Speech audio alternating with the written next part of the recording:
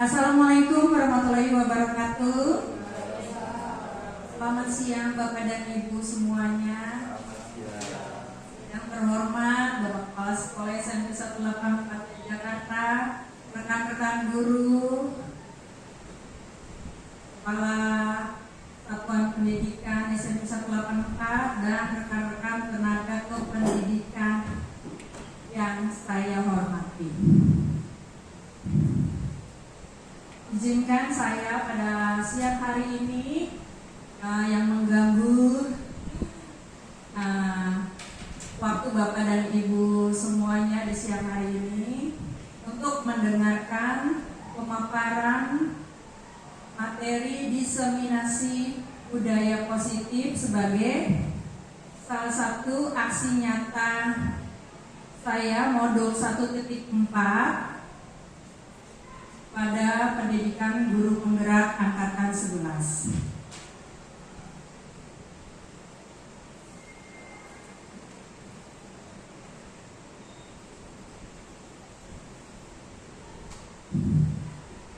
Tujuan dari diseminasi positif yang saya paparkan kali ini adalah menumbuhkan budaya positif di sekolah dengan meyakini nilai-nilai kebajikan universal serta menciptakan murid yang merdeka dan mempunyai disiplin kuat sesuai dengan profil pelajar Pancasila.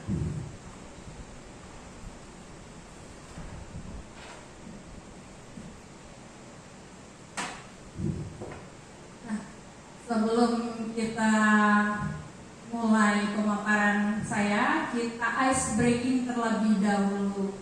Silakan Bapak dan Ibu, kita berdiri, kita ice breaking dulu.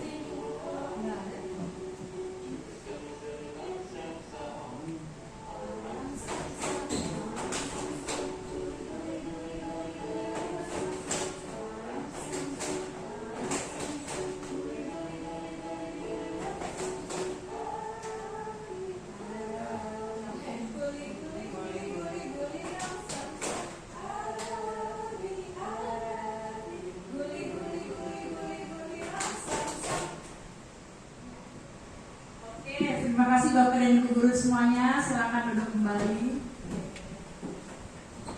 Kita lanjutkan kembali. Budaya positif di sekolah itu sangatlah penting untuk dikembangkan karena sekolah merupakan bagian dari pusat pendidikan, yaitu tempat tumbuh dan berkembang karakter anak. Salah satu langkah untuk membentuk lingkungan kelas agar terciptanya budaya positif yaitu dengan membuat kesepakatan kelas sehingga anak memiliki keyakinan dan kesadaran akan penerapan disiplin berdasarkan motivasi internal sehingga memiliki karakter yang kuat sesuai dengan profil pelajar Pancasila. Sebelum kita melanjutkan ke slide berikutnya, kira-kira budaya positif apa sih yang sudah sekolah kita terapkan sampai saat ini? 5S. Apalagi Bapak dan Ibu guru? Pembiasaan yang setiap hari Rabu ya kita laksanakan ada perform, penampilan bakat, ada tadarusan ya, dan lain-lainnya. Nah, kita sebagai pendidik perlu dari awal menciptakan lingkungan budaya positif dari hal-hal yang kecil sehingga kebiasaan anak untuk bertindak dan bertanggung jawab atas tindakan dapat tercipta. Nah, lingkungan yang aman dan berbasis disiplin di sekolah akan berdampak maksimal pada perkembangan dan pembentukan karakter peserta didik kita. Di dalam materi yang akan sampaikan pada siang hari ini dimulai dengan disiplin positif dan nilai-nilai kebajikan universal, teori motivasi, hukuman dan penghargaan, keyakinan kelas, kebutuhan dasar manusia dan dunia berkualitas. Lalu ada restitusi 5 posisi kontrol kita sebagai guru. Lalu yang terakhir adalah segitiga restitusi.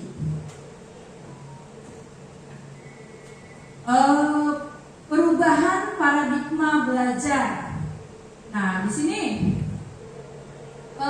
ketika Anda dan teman Anda melakukan kegiatan cobalah buka, jika Anda sebagai A, lalu tugas Anda adalah mengepalkan salah satu tangan Anda. Coba Anda bayangkan bahwa Anda menyimpan sesuatu yang sangat berharga di dalam kepalan tangan Anda.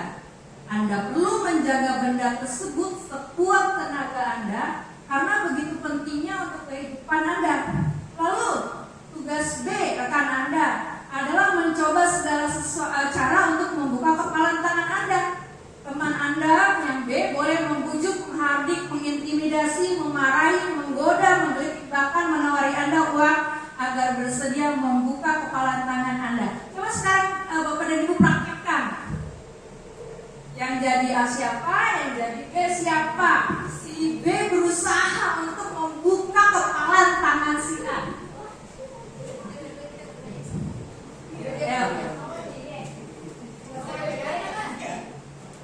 Bagaimana?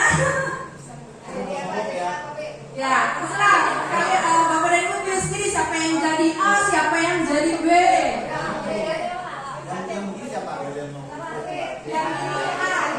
Yang mengepal A, yang B berusaha dengan berbagai cara untuk membuka kepalan tersebut.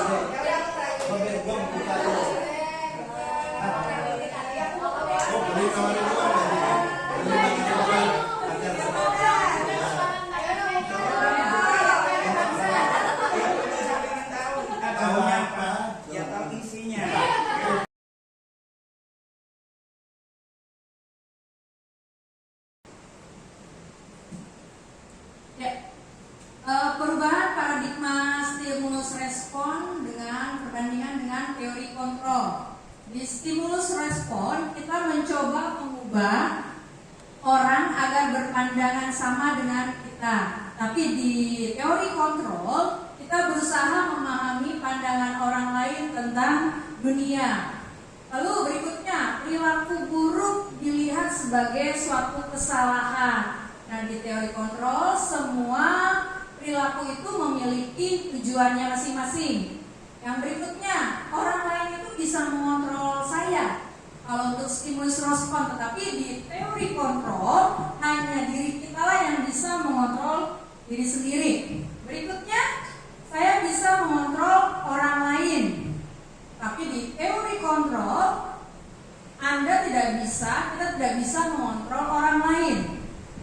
Lalu berikutnya, pemaksaan ada pada saat bujukan gagal dibujuk, dipaksakan kalau berdasarkan stimulus respon. Tapi di teori kontrol adanya kolaborasi atau konsensus menciptakan pilihan-pilihan baru. Dan yang terakhir di stimulus respon, model berpikir menang atau kalah. Tapi di teori kontrol model berpikirnya menang dan menang.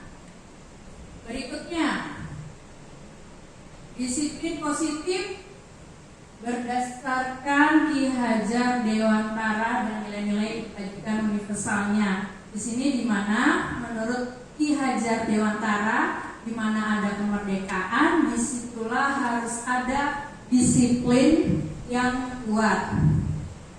Sesungguhnya disiplin itu bersifat self-disiplin, yaitu kita sendiri yang mewajibkan kita dengan sekeras-kerasnya tetapi itu sama saja. Sebab jikalau kita tidak cakap melakukan self-disiplin, wajiblah penguasa lain mendisiplinkan kita, dan peraturan demikian itulah yang harus ada di dalam suasana yang merdeka berdasarkan Kitab Dewan Para. Berikutnya, nilai-nilai kebajikan universal itu adalah sifat-sifat positif manusia yang merupakan tujuan mulia yang ingin dicapai oleh setiap individu atau siswa. Nilai-nilai itu bisa bersifat universal, dapat bersifat universal, lintas bahasa, suku, bangsa, agama maupun latar belakang.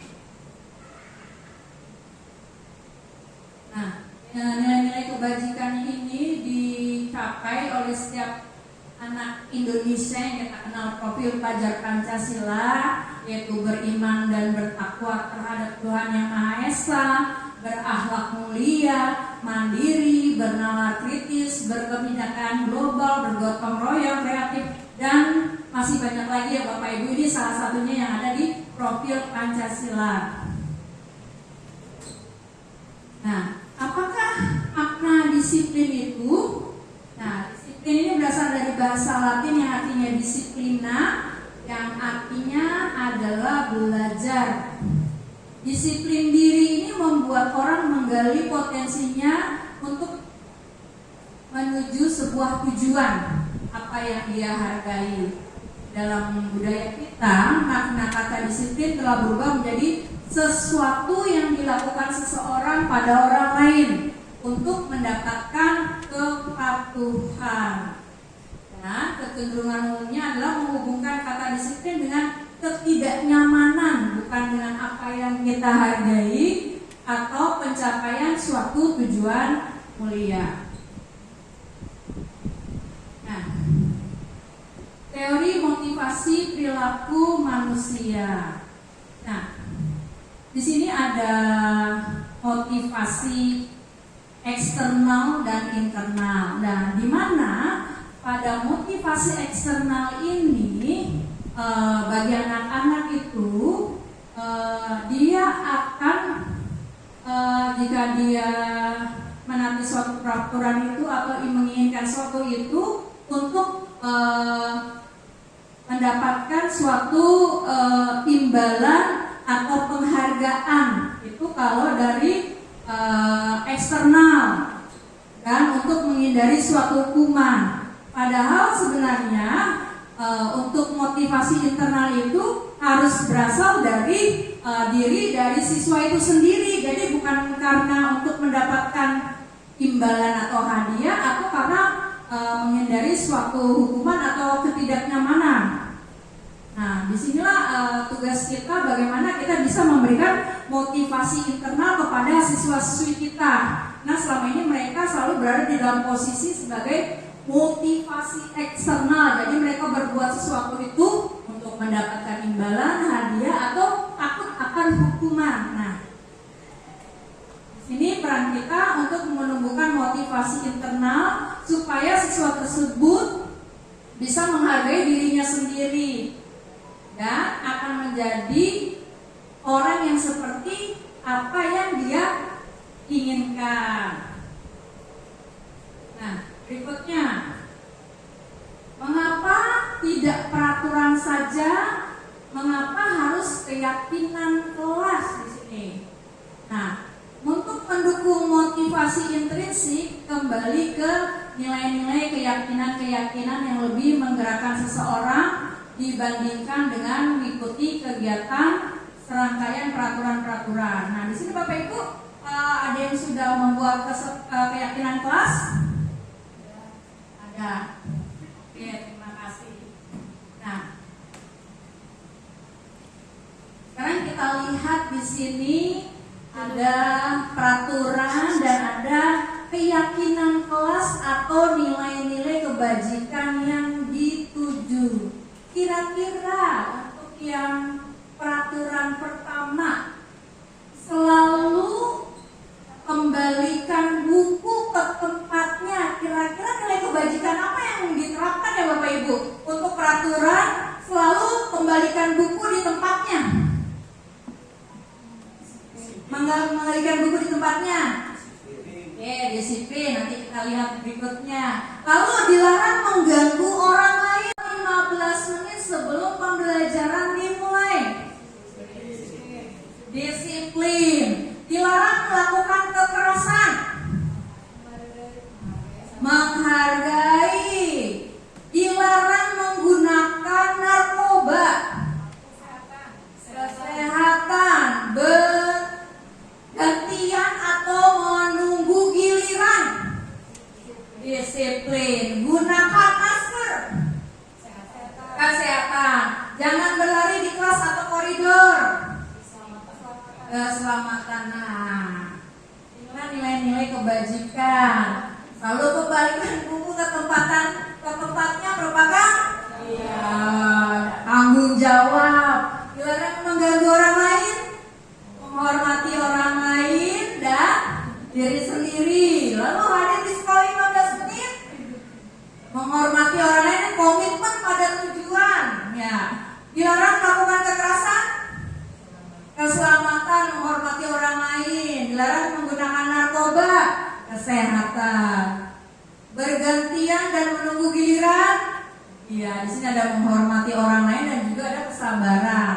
Menggunakan masker, kesehatan dan keselamatan. Jangan berlari di kelas atau koridor. Ya, sampai sini Bapak Ibu nilai-nilai kebajikan pada keyakinan kelas sudah paham? Kita lanjutkan berikutnya. Nah, di sini ada tahapan-tahapan pembentukan keyakinan kelas. Saya yakin Bapak Ibu yang sudah melakukan keyakinan kelas di kelasnya, membuat keyakinan kelasnya bisa sudah tahu ya Bapak Ibu ya. Yang pertama tahapannya apa di sini? Mempersilakan murid-murid di kelas untuk bercurah pendapat atau mengungkapkan pendapatnya tentang peraturan yang ada di kelasnya. Dia ingin seperti apa, kelas yang seperti apa yang dia inginkan. Lalu berikutnya mencatat semua masukan-masukan para murid di papan tulis atau di kertas besar atau menulisnya di sticky note Bapak Ibu, di mana semua anggota kelas bisa melihat hasil pendapat temannya masing-masing. Lalu berikutnya adalah menyusun keyakinan kelas sesuai dengan tahapan pembentukan keyakinan kelas. Nah, setelah kita lihat tuh hasil pendapat anak-anak kita, nah kita ubah. Biasanya kan ada yang kalimat negatif ya Bapak Ibu, ada yang jangan, tidak boleh. Nah, di sini kita harus menggantinya menjadi kalimat yang positif. Dan kita gabungkan mana yang sesuai dengan yang mereka inginkan. Lalu berikutnya tinjau kembali daftar pendapat yang sudah dicatat. Anda mungkin mendapati bahwa pernyataan yang ditulis itu sama banyak dengan peraturan-peraturan. Selanjutnya ajak murid untuk menemukan nilai kebajikan atau keyakinan yang menjadi inti dari peraturan-peraturan yang sudah disepakati bersama. Kebajikan pada keyakinan kelas sudah paham? Kita lanjutkan berikutnya. Nah, di sini ada tahapan-tahapan pembentukan keyakinan kelas. Saya yakin Bapak Ibu yang sudah melakukan keyakinan kelas di kelasnya, membuat keyakinan kelasnya bisa sudah tahu ya Bapak Ibu ya. Yang pertama tahapannya apa di sini? Mempersilakan murid-murid di kelas untuk bercurah pendapat atau mengungkapkan pendapatnya tentang peraturan yang ada di kelasnya. Dia ingin seperti apa, kelas yang seperti apa yang dia inginkan. Lalu berikutnya mencatat semua masukan-masukan para murid di papan tulis atau di kertas besar atau menulisnya di sticky note Bapak Ibu, di mana semua anggota kelas bisa melihat hasil pendapat temannya masing-masing. Nah, di sini saya juga melaksanakan kesempatan kelas di kelas saya. Mereka menempelkan pendapat-pendapat mereka, lalu akhirnya terdapatlah beberapa keyakinan kelas yang sudah kita kesepakati bersama. Ini yang sudah saya praktekkan di kelas saya sendiri. Nah,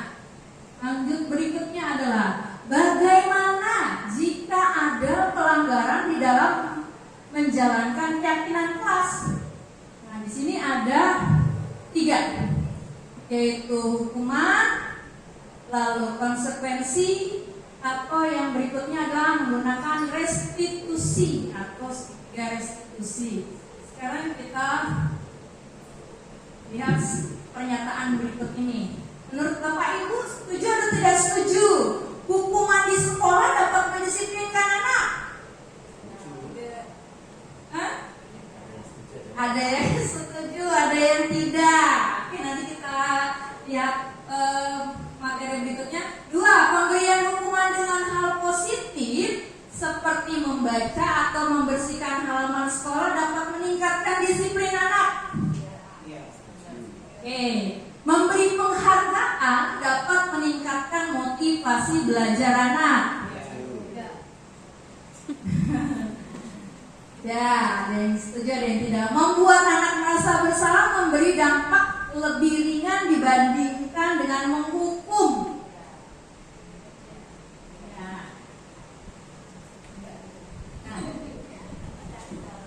Nah, ini perbedaan antara hukuman dan konsekuensi. Di dalam hukuman itu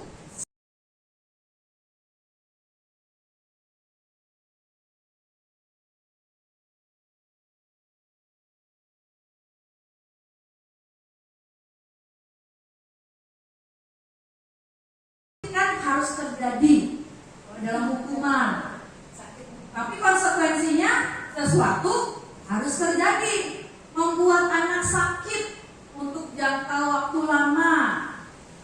Membuat anak merasa konsekuensinya membuat anak merasa tidak nyaman dalam waktu pendek. Anak membenci kedisiplinan. Konsekuensi bahwa anak menghargai disiplin. Nah, untuk hukuman paksaan di sini konsekuensinya ada stimulus dan tanggapan. Mendorong anak menyakiti diri sendiri, mendorong anak untuk agar mudah menyelesaikan diri. Lalu konsep diri yang buruk hukumannya. Konsekuensinya konsep diri yang baik. Lanjut kita berikutnya Bapak Ibu. Di sini, nah, saya punya tindakan mencatat 100 kali di dalam buku kalimat saya tidak akan terlambat lagi karena terlambat ke sekolah. Menurut Bapak Ibu, tindakan ini hukuman atau konsekuensi? Iya, tidak. Ya, Bapak Ibu benar sekali. Mencatat 100 kali itu merupakan suatu hukuman. Lalu berikutnya, lari mengelilingi lapangan basket 2 kali karena terlambat hadir di sekolah. Hukuman atau konsekuensi Bapak Ibu? Hukuman. Oke, kita lihat Bapak Ibu. Ya, benar sekali. Kita lanjutkan yang berikutnya. Tindakan membersihkan tumbahan air di meja tulis karena tersenggol pada saat belajar. Hukuman atau konsekuensi? Wah, sudah semakin memahami nih Bapak Ibu semuanya. Bapak Ibu guru hebat. Membersihkan tumpahan air di meja tulis karena tersenggol pada saat belajar. Saatnya jam keempat dimulai. Ya, merupakan suatu konsekuensi. It's time to begin the fourth lesson. Berikutnya, lari mengelilingi lapangan basket 2 kali karena terlambat 10 menit untuk pelajaran PJOK.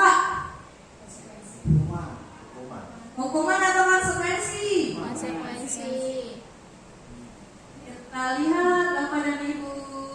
Iya, ternyata itu adalah suatu konsekuensi karena dia sudah terlambat 10 menit untuk pelajaran olahraga. Konsekuensinya dia harus mengelilingi lapangan 2 kali. Nah, ya. Mengaji ya Pak. Nah, berikutnya adalah kebutuhan. Kita lanjutkan dengan paparan berikutnya adalah kebutuhan dasar manusia dan dunia berkualitas. Di sini saya punya situasi Ibu Ambar, guru wali kelas 2A di SD Pelita Hati, sedang bingung menghadapi menghadapi ulah salah satu murid di kelasnya Doni. Beberapa anak di kelas 2A telah datang padanya dan mengeluhkan Doni yang seringkali meminta bekal makan siang mereka dengan paksa. Jika Anda menghadapi situasi seperti Ibu Ambar, apa yang Anda akan lakukan? Menurut Anda kira-kira apa alasan Doni melakukan hal itu? Ya, menurut Pak Marzuki apa Pak Marzuki? Oh iya, perlu waktu. Pak Mudir, silakan Pak Mudir mengungkapkan pendapatnya. Menurut Bapak. Ibu Ambar, guru kelas 2 di SD Pelita Hati, sedang bingung menghadapi ulah salah satu murid kelas Doni. Beberapa anak di kelas 2A telah datang padanya dan mengeluh Doni seringkali minta bekal makan siang mereka dengan paksa. Jika Anda menghadapi situasi seperti Ibu Ambar, apa yang akan Anda lakukan? Yang pertama, otomatis ya mengingatkan kepada Doni supaya membawa bekal sendiri. Membawa bekal sendiri dan mengingatkan kepada yang lain teman-temannya untuk berbagi. Oke, kalau memang ada temannya yang tidak bawa ya supaya berbagilah sebagian kepada temannya. Karena kita tidak tahu Doni itu tidak bawa bekal, apa mereka itu tidak dimasakin sama emaknya atau mungkin emaknya bangunnya kesiangan sehingga tidak ada bekal, sehingga Doni pun yang lapar sehingga terpaksa minta kayak gitu ya. Nah, menurut Anda kira-kira apa alasan Doni melakukan hal itu? Tadi bisa jadi maknya itu tidak masakin atau tidak membawakan bekal kepada Doni karena mungkin kesiangan bangun.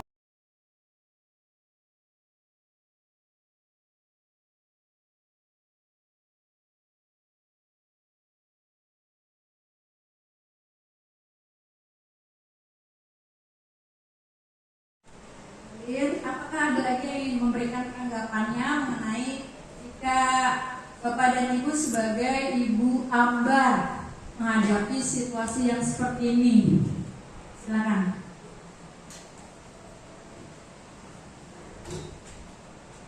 Baik, mungkin kalau saya menjadi seorang Ibu Ambar, apa yang saya lakukan terhadap Doni? Yang pertama adalah yang akan saya lakukan adalah memberikan pemahaman kepada anak-anak yang ganggu itu ya, pemahaman bahwa ada kemungkinan apa si Doni melakukan ini. Ada beberapa kemungkinan, diantaranya adalah yang tadi yang disampaikan oleh Pak Ibnu, mungkin ibunya sibuk atau apa ya sehingga dia dampak. Itu kemungkinan pertama. Kemudian yang kemungkinan kedua, saja dia secara ekonomi mungkin ya, mungkin tidak mampu. Jadi ya dalam hal ini dia tidak dikasih tahu dengan keterbatasan ekonomi mungkin itu kemungkinan kedua. Nah kemudian masih ada mungkin kemungkinan yang lainnya. Nah bagaimana seorang Ibu Ambar memberikan satu pemahaman kepada teman-temannya itu gitu. Ya kalau sekali-kali sih mungkin nggak apa-apa ya, mungkin udah nggak apa-apa berbagi. Ini seperti itu kalau saya bagi Ibu Ambar. Itu kasih. Ya, terima kasih Pak Ibu. Nah, di sini kita bisa lihat ya Bapak Ibu 5 kebutuhan dasar manusia, yaitu belonging yang artinya kasih sayang, lalu ada power, kekuasaan, lalu ada fun, kesenangan, dan ada freedom di sini, kebebasan. Nah, dari kisah Doni ini kita bisa macam-macam ya Bapak Ibu ya. Kemungkinan di sini si Doni itu ingin menunjukkan powernya, kekuasaannya, ya sebagai nama kebutuhan dasar manusia, atau dia ingin sebagai fun atau kesenangan. Nah, atau mungkin juga dia ingin dicintai atau membutuhkan cinta atau kasih sayang, dari ingin diperhatikan dari wali kelasnya atau dari teman-temannya. Nah, ini dari kisah Doni tersebut berbagai macam pendapat ya Bapak Ibu ya. Nah, inilah karena berdasarkan dari kebutuhan dasar manusia. Apa bisa juga yang bertahan hidup Bapak Ibu? Kemungkinan dia tidak makan selama beberapa hari karena latar belakang ekonominya. Nah, ini yang seperti tadi saya bicarakan, 5 kebutuhan dasar manusia, yaitu kebutuhan bertahan hidup, kebutuhan fisiologis untuk dapat bertahan hidup, lalu kebutuhan cinta dan kasih sayang, kebutuhan untuk diterima. Yang ketiga, penguasaan, kebutuhan akan pengakuan atas kemampuannya, power. Yang berikutnya kebebasan, kebutuhan pilihan, dan yang terakhir adalah kesenangan, kebutuhan untuk merasa senang atau fun. Nah, di sini ada posisi kita sebagai guru, ada 5 posisi kontrol guru. Yang pertama itu sebagai penghukum, yang kedua pembuat merasa bersalah, yang ketiga teman, yang keempat pemantau, dan yang ketiga ada sebagai manajer. Nah, saya punya pernyataan di sini. Tadi ada berapa Bapak Ibu posisi kontrol guru? 5, apa saja? Penghukum,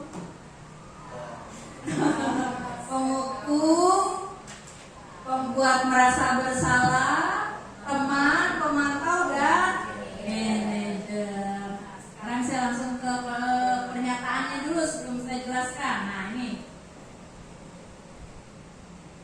saya kecewa sekali dengan kamu. Nah, posisi kita ini sebagai apa? Dengan pernyataan saya kecewa sekali dengan kamu. Nah, pembuat rasa bersalah. Kamu tidak pernah benar melakukannya. Ayo.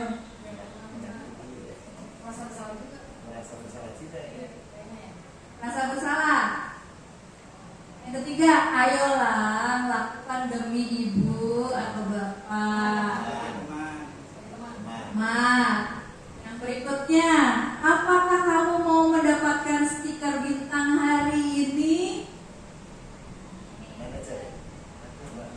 Apa Bapak Ibu? Ngawas.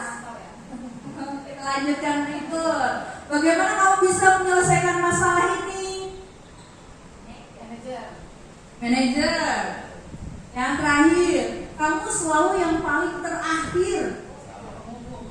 Penghukum, rasa bersalah. Oke, sekarang kita lihat. Nah, ini Bapak Ibu posisi kontrol kita.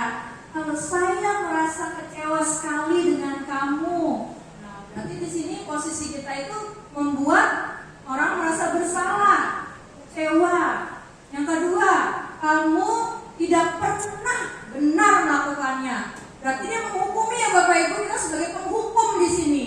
Yang ketiga, ayolah, lakukanlah demi. Kita mengadakan pendekatan seperti temannya gitu ya Bapak Ibu ya. Nah, di sini posisi kita sebagai teman. Yang berikutnya, apakah kamu mau mendapatkan stiker bintang hari ini? Nah, ternyata di sini kita tuh sebagai pemantau. Yang berikutnya, bagaimana kamu bisa menyelesaikan masalah ini? Sebagai manajer.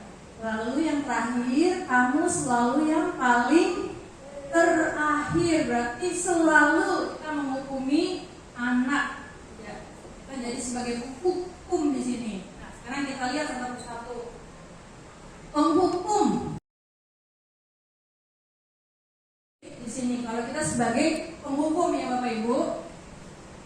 Berikutnya, membuat orang merasa bersalah. Ibu sangat kecewa sekali dengan kamu.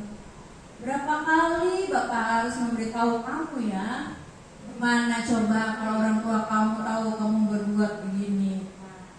Ini pernyataan membuat orang merasa bersalah. Di posisi ini murid akan memiliki penilaian diri yang buruk. tentang diri mereka. Murid merasa tidak berharga dan telah mengecewakan orang-orang yang disayanginya. Murid akan merasa bersalah karena telah mengecewakan ibu atau bapak gurunya. Dia akan merasa menjadi orang yang gagal dan tidak sanggup untuk membahagiakan orang lain. Nah, posisi kontrol sebagai teman. Nah, ayolah bantu demi Bapak. Ayo, ingat tidak bantuan Bapak selama ini? Ya sudah, kali ini tidak apa-apa, nanti Ibu bantu bereskan. Nah, di sini posisi guru sebagai teman menggunakan hubungan yang baik dan humor untuk mempengaruhi seseorang. Murid akan tergantung pada guru tersebut dan hanya bertindak untuk guru tertentu dan tidak semua guru. Jadi murid akan merasa senang dan akrab dengan guru. Ini termasuk dampak positif, hanya saja sisi negatifnya dia akan tergantung kepada kita. Yang berikutnya adalah sebagai pemantau atau monitor. Di sini pernyataannya, peraturannya apa? Apa yang telah kamu lakukan? Sanksi atau konsekuensinya apa? Nah, ini biasanya pernyataan-pernyataan yang kita lontarkan ketika posisi kita sebagai pemantau atau monitor. Seorang pemantau sangat mengandalkan perhitungan, catatan, data yang dapat digunakan sebagai bukti atas perilaku seseorang. Nah, guru tidak menunjukkan suatu emosi. Dia tidak menunjukkan emosi yang berlebihan atau menjadi marah atau tidak membuat siswa tersebut merasa bersalah, tapi dia tetap memantau muridnya. Nah, berikutnya adalah posisi sebagai manajer. Nah, pernyataannya adalah apa yang kita yakini, kembali ke keyakinan kelas yang sudah kita buat ya Bapak Ibu. Apakah kamu meyakininya? Jika kamu meyakininya, apakah kamu bersedia memperbaikinya? Jika kamu memperbaiki ini, hal ini menunjukkan apa tentang dirimu? Apa rencana kamu untuk memperbaiki hal ini? Nah, ini ungkapan-ungkapan yang biasa kita lakukan atau kita lontarkan ketika posisi kita sebagai manajer. Manajer adalah posisi di mana guru berbuat sesuatu bersama-sama dengan murid, mempersilakan murid mempertanggungjawabkan perilakunya, mendukung murid agar dapat menemukan solusi atas permasalahannya sendiri. Lalu hasilnya posisi di mana guru berbuat sesuatu bersama dengan muridnya, mempersilakan murid mempertanggungjawabkan perilakunya, mendukung murid agar menemukan solusi atas permasalahannya sendiri. Nah, di sini ada salah satu cara berikutnya adalah dengan menggunakan segitiga restitusi. Nah, restitusi adalah proses menciptakan kondisi bagi murid untuk memperbaiki kesalahan mereka, sehingga mereka bila kembali pada memperbaiki kesalahan mereka, sehingga mereka bisa kembali pada kelompok mereka dengan karakter yang lebih kuat. Nah, segitiga restitusi ini ada 3 ya Bapak Ibu. Yang pertama itu menstabilkan identitas, yang kedua validasi tindakan yang salah, yang ketiga adalah menanyakan keyakinan. Di sini menanyakan keyakinan kelas ya Bapak Ibu. Nah, untuk yang menstabilkan identitas, jika siswa atau murid kita berbuat salah, kita bisa membuat pernyataannya, setiap orang pasti pernah melakukan kesalahan. Oh, kamu bukan satu-satunya yang pernah melakukan. Nah, kita stabilkan identitas mereka dengan pernyataan-pernyataan seperti ini ya Bapak Ibu jika mereka berbuat salah. Lalu yang berikutnya adalah validasi. Kamu tentu punya alasan mengapa kamu melakukan hal tersebut. Atau adakah cara yang lebih efektif untuk mendapatkan apa yang kamu butuhkan? Nah, itu untuk validasi. Lalu yang berikutnya adalah menanyakan keyakinan kelas. Di sini nilai-nilai apa yang telah kita sepakati? Lalu kamu ingin menjadi orang yang seperti apa? Nah, inilah cara untuk menghadapi siswa-siswa kita dengan menggunakan, jika dia bermasalah, dengan menggunakan segitiga restitusi.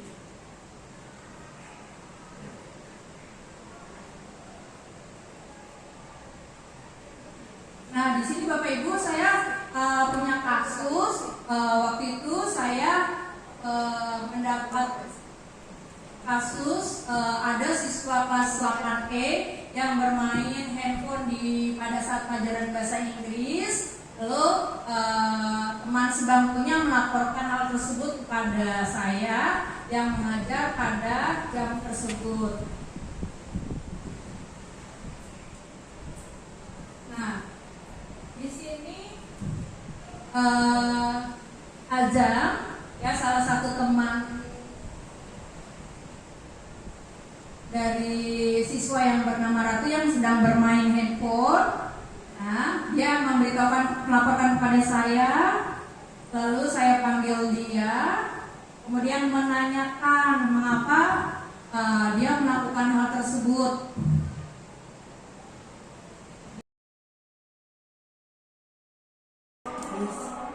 Mira sedang bermain HP saat jam pelajaran. Oh ya, Ratu Keisha, Saya izin ke luar ya, Miss. Iya. coba sini kamu menghadap Miss. Kenapa kamu bermain HP? Ini Miss, saya kan sakit, Miss aku WA untuk jangan saya Miss, satunya. Oh begitu. Kenapa kamu nggak kasih tahu Miss? Oh, nah, setiap orang itu pasti berbuat salah. Miss juga pernah mengalami sakit perut waktu masih sekolah. Tapi karena waktu itu masih belum ada HP, Miss langsung ngomong ke guru kalau Miss sakit perut. Lalu saya Miss lihat nih, kamu kok sering sakit perut ya? Apa kamu nggak pernah sarapan dari rumah? Jarang sarapan Miss. Nah, pasti itu sebabnya kamu sering sakit perut, dan itu akan mengganggu kegiatan pembelajaranmu. Sebelum berangkat sekolah, kamu harus sarapan. Nah, Miss nggak mau hal ini terjadi lagi loh, kamu sakit perut. Nah, Ratu, kita kan sudah buat kesepakatan kelas nih. Nah, kalau kamu bermain HP di kelas, kira-kira kesepakatan kelas mana yang kamu langgar? Nah, betul sekali. Kita boleh menggunakan HP, tapi tidak pada saat jam pelajaran, karena akan mengganggu proses pembelajaran di kelas. Nah, sekarang misalnya, apa sebelum berangkat sekolah hari ini Ratu sarapan? Dan akan sarapan besok? Ya, Ratu, sekarang perutmu masih sakit? Ya, kalau masih sakit kamu pulang aja sekarang ya. Kamu boleh hubungi orang tuamu supaya dibantu di sekolah. Tapi jangan lupa belajar di rumah ya. Oke, terima kasih. Balik ke kelas ya. Nah, di sini Azam, ya, salah satu teman dari siswa yang bernama Ratu yang sedang bermain handphone. Nah, dia melaporkan kepada saya. Lalu saya panggil dia, kemudian menanyakan mengapa dia melakukan hal tersebut. Divalidasi, menstabilkan identitas di sini, saya mengungkapkan bahwa menanyakan keyakinan kelas apa yang sudah dilanggarnya. Ternyata dia mengakui kalau dia telah melanggar penggunaan handphone. Jadi dia tidak disiplin dan tidak taat pada peraturan yang sudah ada pada keyakinan kelas.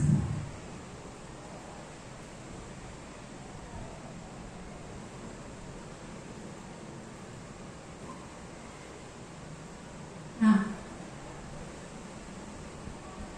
saya tegaskan lagi, untuk menstabilkan identitas, di sini kita bisa berkata bahwa berbuat salah itu hal yang manusiawi. Tidak ada manusia yang sempurna, Bapak Ibu juga pernah berbuat salah, atau kita pasti bisa menyelesaikan permasalahan ini, Bapak dan Ibu. Tidak tertarik untuk mencari tahu siapa yang benar, siapa yang salah. Nah, Bapak Ibu, lebih penting bagi kamu boleh tetap berusaha menjaga sikap itu, tapi tambahan sikap yang lain yang baru. Maukah kamu belajar cara lain untuk mendapatkan yang kamu butuhkan tanpa harus memukul? Nah, ini kalau kasusnya berkelahi ya Bapak Ibu. Nah, untuk yang salah satu caranya untuk yang validasi kebutuhan. Lalu yang berikutnya yang menanyakan keyakinan, ini dikembalikan lagi. Jika dia berbuat salah, kita tanyakan lagi kepada siswa tersebut telah melanggar keyakinan atau kesepakatan kelas yang mana. Nah, dia tadi tahu sendiri. Nah, jadi contohnya apa nilai yang kita percaya di kelas kita, nilai-nilai apa yang telah kita sepakati. Nah, di sini dia mencari tahu sendiri, ya, apa yang sudah dia lakukan yang telah melanggar kesepakatan kelas. Nah, ciri-ciri restitusi itu satu, bukan untuk menebus kesalahan, namun untuk belajar dari kesalahan. Lalu yang kedua, untuk apa? Memperbaiki hubungan. Yang ketiga, tawaran, bukan paksaan. Yang keempat, restitusi menuntun untuk melihat ke dalam diri.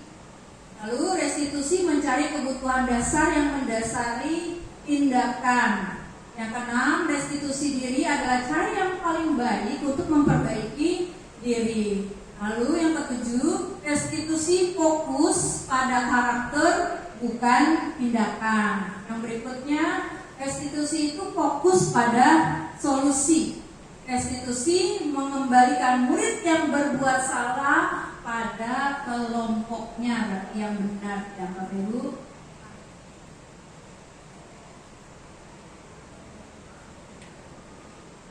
Nah, Bapak Ibu, di sini ada kasus.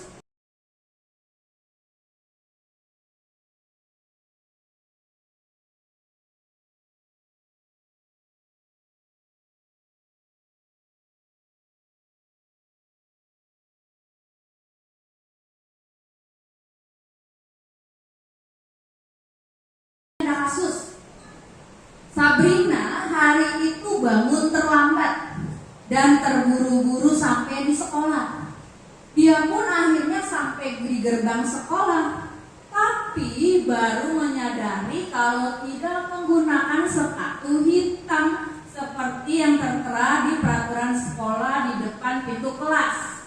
Bapak Lukman memperhatikan sepatu Sabrina yang berwarna coklat. Sabrina berusaha menjelaskan bahwa dia terburu-buru dan salah mengenakan sepatu. Lalu Pak Lukman menanyakan kepada Sabrina, apa peraturan sekolah tentang seragam warna sepatu? Sabrina menjawab, sudah mengetahui sepatu yang dipakai itu harus berwarna hitam. Namun dia terburu-buru dan salah mengenakan sepatu. Selain tidak mungkin kembali pulang karena rumahnya jauh, Pak Lukman tetap bersikeras pada peraturan yang berlaku dan mengatakan, ya sudah, kamu sudah melanggar peraturan sekolah, kamu salah, sudah terlambat, salah pula warna sepatunya. Segera buka sepatumu. Kalau tidak bisa mengenakan warna sepatu sesuai peraturan.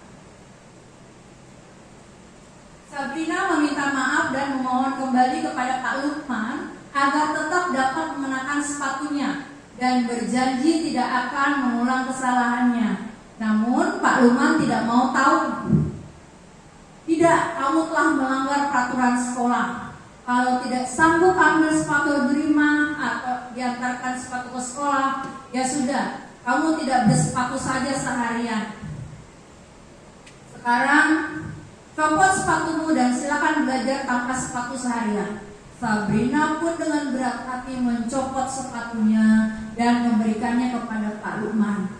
Seharian dia tidak berani berkeliling sekolah karena malu dan lebih banyak diam diri di kelas tanpa alas sepatu. Nah, dalam kasus di atas, sikap posisi apakah yang diambil oleh Bapak Lukman? Dan jelaskan apa indikatornya. Nah, kira-kira Bapak Ibu, posisi apa yang dilakukan Pak Lukman pada kasus Sabrina tersebut? Ya Bapak. Ya, menghukum.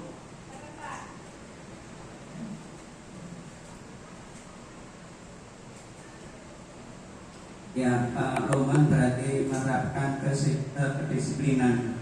Namun sebetulnya itu agak disiplinan tapi terlalu kaku menurut saya. Karena itu juga akan membuat anak itu jadi down gitu. Walaupun itu memang harus berjalan, tapi barangkali mungkin ada kebijaksanaan anak tetap nanti cerah untuk, tapi mungkin ada tidak bikin malu untuk sehingga tidak berani kemana-mana. Berarti itu mungkin harus ada, walaupun hukuman tetap berjalan, tapi kebijaksanaan harus ada. Barangkali itu dari saya. Yang kalimat posisi kontrol itu kita sebagai apa Pak di situ Pak Lukmannya? Yang Penghukum. Oh iya, penghukum. Ada lagi Bapak Ibu yang ingin mengeluarkan pendapatnya? Menurut Pak Muharram, posisi Pak Lukman di sini adalah posisi kontrolnya sebagai penghukum. Kita lanjutkan berikutnya. Untuk yang pertanyaan kedua, bila Bapak Lukman mengambil posisi sebagai manajer, nah manajer nih, kira-kira apa yang akan dikatakannya? Pertanyaan seperti apakah yang akan diajukan kepada Sabrina? Bapak Ibu ada yang ingin memberikan pendapatnya? Jika Pak Lukman sebagai manajer, tadi yang pertama Pak Lukman sebagai penghukum. Nah, kalau sebagai manajer,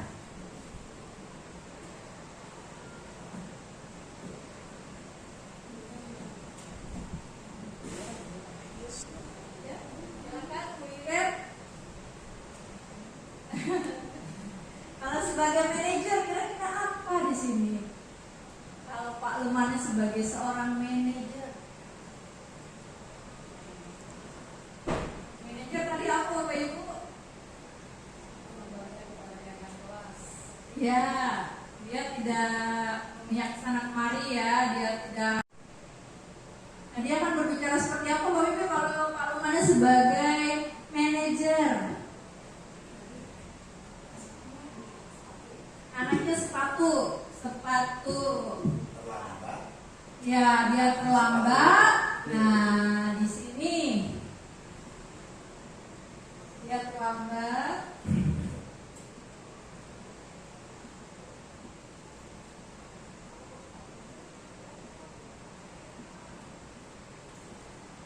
Kira-kira di kasus yang gini, adakah posisi kontrol Pak Lukman sebagai manajer?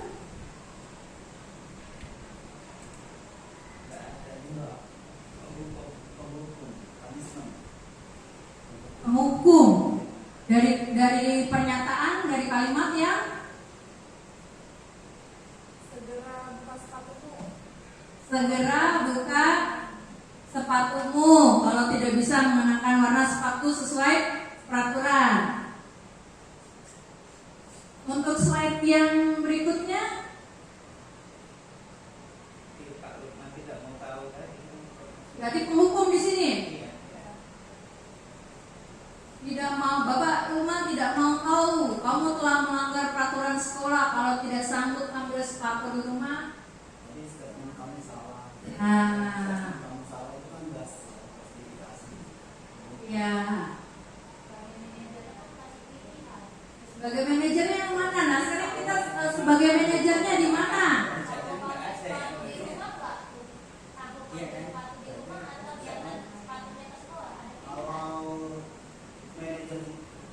Kalau manajer itu kan win-win solution ya, sama-sama memberikan solusi. Bagaimana caranya keluar daripada solusi itu. Nah kalau di sini Pak Lukman sebagai manajer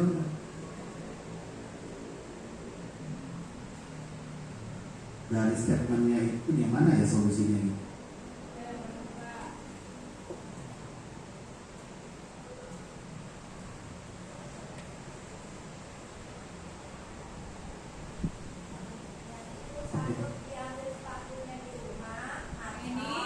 Tapi Pak Lukman tidak mau tahu.